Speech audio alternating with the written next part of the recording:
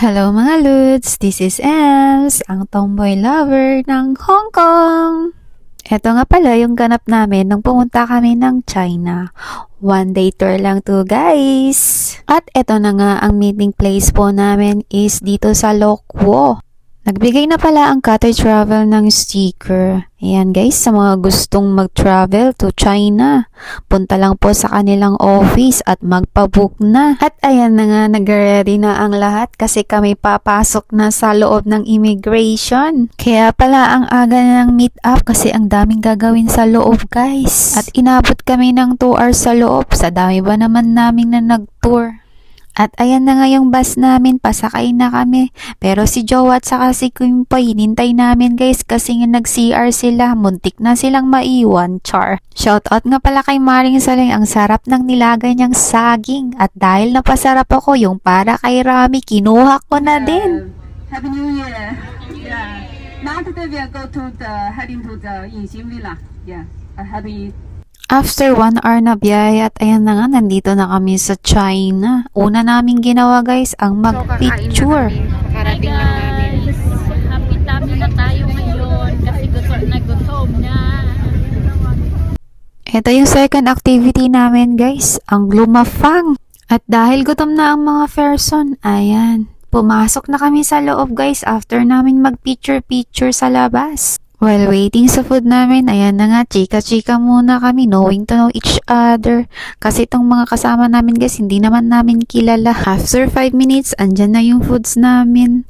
Ang alam namin is konti lang guys ang serving nila, pero nagulat kami habang tumatagal, padami ng padami ang aming food. At ito ang maganda guys, puro gulat at isang isda. Iba-ibang luto, iba-ibang putahe. At ang pinakamasarap talaga ay yung sili na may egg. After namin maglafang, ayan na nga guys, bumalik na kami sa bus at pupunta na kami sa aming final destination. Ito yung first na pinuntahan namin sa loob ng resort, ang Glass Bridge. So finally, nakarating na rin kami. Sabi ng nag-a-assist doon is diretso lang yung lakad. Dahil gusto namin mag-picture, syempre, stop over muna. Kunwari, strong ang person, pero yung totoo, nginig na yung tuhod ko dyan. Ito naman si Kamaring Soleng, hindi na makalakad sa takot, guys. Kasi naman nakakalula talaga pag tinignan mo sa baba. After namin sa Glass Bridge, ito naman tayo sa Water World. Hindi ko alam kung Water World ang pangalan dito, basta may water siya. Medyo nabitin lang ako dito guys kasi isang round lang, gusto ko ng 3 rounds. After namin mag-rides, nagutom na naman ang mga person. Nagulat nga ako sa presyo ng inihaw na pusit kasi 25 Hong Kong dollar lang. Samantalang dito sa Hong Kong sobrang mahal, parang pagmamahal ko lang kay Jowa. At ayan na nga, hawak na ni Josawa ang inihaw na pusit, so pwede na kaming magkainan. Kung i-rate ko nga pala, 10/10 kasi ang sarap, nakuha niya yung taste ko. Kung naglilibot kami sa resort, nakita nga namin dito guys. Hindi ko alam kung ano niluluto nila dito kasi ang gamit naman nila is kahoy. Dito ako natuwa kay tatay, hindi ko alam kung ano tong pinapalo-palo niya. At dahil na-curious ako, nagpabili ako kay Josawa. At nung tinikman ko, masarap pala. Kapag lalakad namin, nakita namin tong mini zoo. Sa wakas, makikita ko na yung mga kalahi ko, char. Sa tagal ko na dito sa mundo, ngayon lang ako nakita sa personal ng tiger. Nako naman ang laki.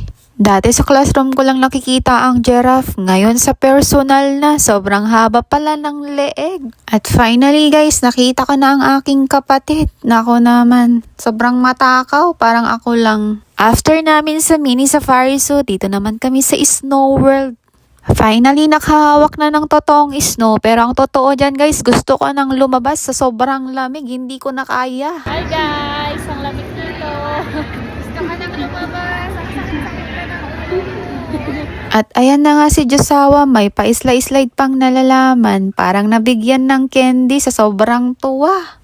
After namin sa Snow World, ayan, bigla na naman nagutom ang mga person. Ganito palang barbecue nila dito sa China, sobrang hahaba ng stick. Mayaman talaga sila sa stick guys. After namin naglafang, ayan na nga, pabalik na kami ng bus at uuwi na kami.